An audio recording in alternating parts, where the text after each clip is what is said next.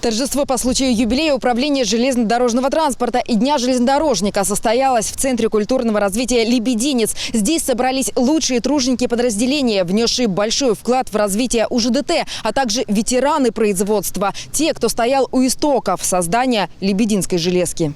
Машинисты и помощники машинистов электровозов и тепловозов, диспетчеры, монтёры пути, составители поездов и ремонтный персонал. В зале «Лебединца» представители всех профессий управления железнодорожного транспорта. Их вклад в развитие подразделения невозможно переоценить. За 40 лет существования УЖДТ, укротителей стальных магистралей, транспортировали из карьера комбината более 3 миллиардов тонн горной массы. А мне хочется сказать теплые слова тем, кто выбрал эту профессию, тем семьям, кто поддерживает преемственность поколений.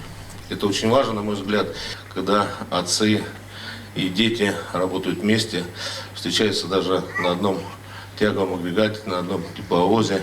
Хочу пожелать тепла в ваших домах, безопасного движения и трудовых успехов. На вас держится вся работа Лебединского ГОКа. Сегодня, конечно, испытываешь гордость за вашу работу. И я думаю, что впереди у нас не меньшие достижения, и впереди у нас великие еще рубежи. УЖДТ – одно из начальных звеньев производственной цепи Лебединского ГОКа. Именно ЖД-транспортом с горизонтов карьера вывозится руда. И именно на нем потребителям отправляется готовая продукция – концентрат, окатыши, брикеты. Весь коллектив работает на выполнение плана. Хочу сказать огромное спасибо тем людям, которые сейчас находятся на боевом посту, тем людям, которые сейчас работают на смене. Огромное спасибо нашим пенсионерам. Тот колоссальный багаж знаний мы используем в своей повседневной работе. И, конечно же, хочу сказать спасибо нашим женщинам, которые работают как на передовой, так и в тылу, украшая наши рабочие будни повседневные. Так держать, я думаю, у нас все получится.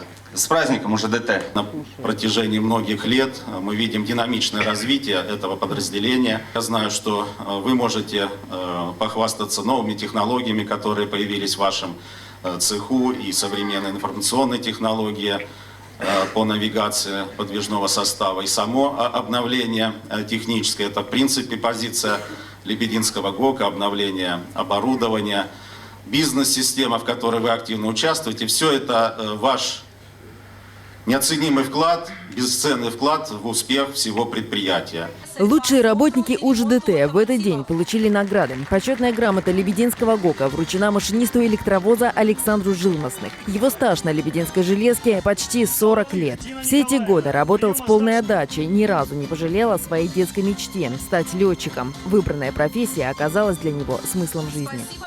Это трудно сказать, это как любовь. Вот можете объяснить, за что ты одного человека любит, а другого нет. Правильно?